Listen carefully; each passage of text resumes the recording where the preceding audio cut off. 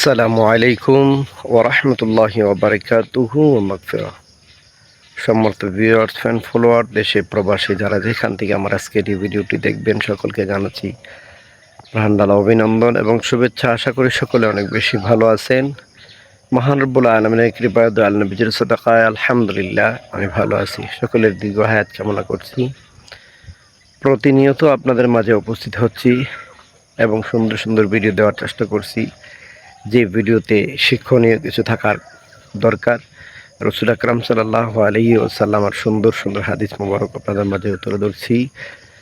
রাসূল আকরাম সাল্লাল্লাহু আলাইহি ওয়াসাল্লামের আখলাক চরিত্রকে আল্লাহ তাআলা খলুকিন আযীম বলেছেন, সবচেয়ে উত্তম চরিত্র বলেছেন।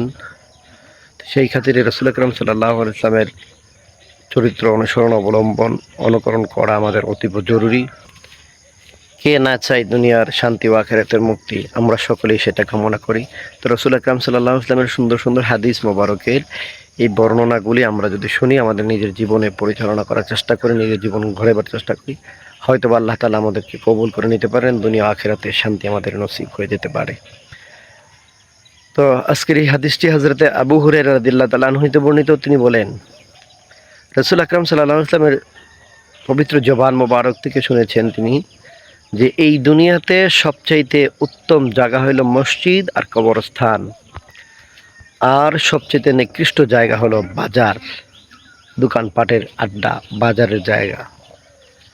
তো এই ব্যাপারে রাসূল আকরাম সাল্লাল্লাহু আলাইহি ওয়াসাল্লাম সবচেয়ে উত্তম মসজিদ এবং কবরস্থানকে বলেছেন, কারণ মসজিদে আল্লাহর তাআলার ইবাদত করা হয় আর কবরস্থানে আল্লাহর প্রিয় বান্দারা শুয়ে থাকে।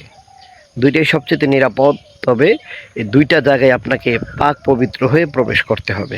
অপবিত্র অবস্থায় মসজিদে প্রবেশ করতে পারবেন না, অপবিত্র অবস্থায় কবরস্থানেও যেতে পারবেন না। দুইটা যেহেতু ভালো জায়গা, উত্তম জায়গা, সেই জায়গায় আপনাকে উত্তম রূপে প্রবেশ করতে হবে।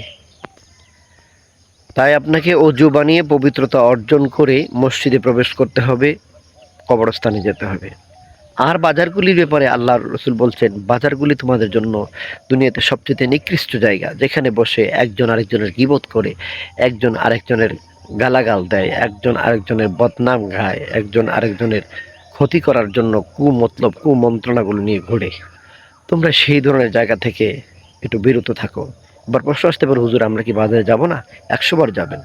বাজারে আপনার যা প্রয়োজন অনুসারে প্রয়োজন কাজ শেষ করে অতি তাড়াতাড়ি, যত তাড়াতাড়ি বাজার পরিত্যাগ করতে পারেন তাইলেই আপনার জন্য সবচেয়ে উত্তম।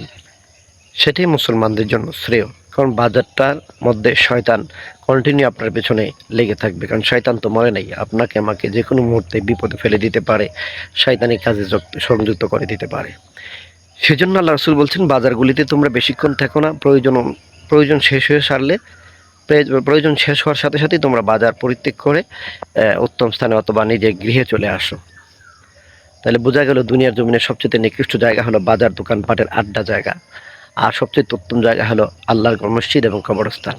শুধু তাই নয়, হাদিসে বলছেন, হযরত আবু হুরায়রা রাদিয়াল্লাহু তাআলা আনহু বলছেন, কোনো ব্যক্তি যদি মসজিদে বসে নামাজের জন্য অপেক্ষা করে, তার আমলনামায় এই অপেক্ষার সময়টুকু নামাজের সাথে গণ্য করা হবে। সুবহানাল্লাহ। আর ততক্ষণ পর্যন্ত ওই ব্যক্তি অজু অবস্থায় থাকতে হবে যতক্ষণ পর্যন্ত অজু ভঙ্গ না হয়। তখন কেউ একজন জিজ্ঞাসা করলেন, হ্যাঁ আবু হুরায়রা, অজু ভঙ্গ হওয়ার জিনিসটা কোনটা সেটা একটু জানতে চায়। তখন হযরত আবু হুরায়রা রাদিয়াল্লাহু তাআলা আনহু বলেন, সেটা হলো বায়ু বের হওয়া তথা হাওয়া বের হওয়া। সেটা থেকে অপবিত্র না হওয়া পর্যন্ত মসজিদে বসে থাকলে আপনার জন্য সওয়াব এবং আমলনামায় আপনার জন্য সওয়াব লেখা হবে। তো আল্লাহ তাআলা আমাদের সকলকে বোঝার তৌফিক দান করুন। আমার এই কথাগুলো ভালো লাগলে ভিডিওটা সকলে শেয়ার করে দিবেন এবং সুন্দর সুন্দর কমেন্টের মাধ্যমে আরও কী ভিডিও চান সেটা জানাবেন ইনশাআল্লাহ। তো আজকে এই পর্যন্ত সবাই ভালো থাকবেন। আসসালামু আলাইকুম ওয়া রাহমাতুল্লাহি ওয়া বারাকাতুহু।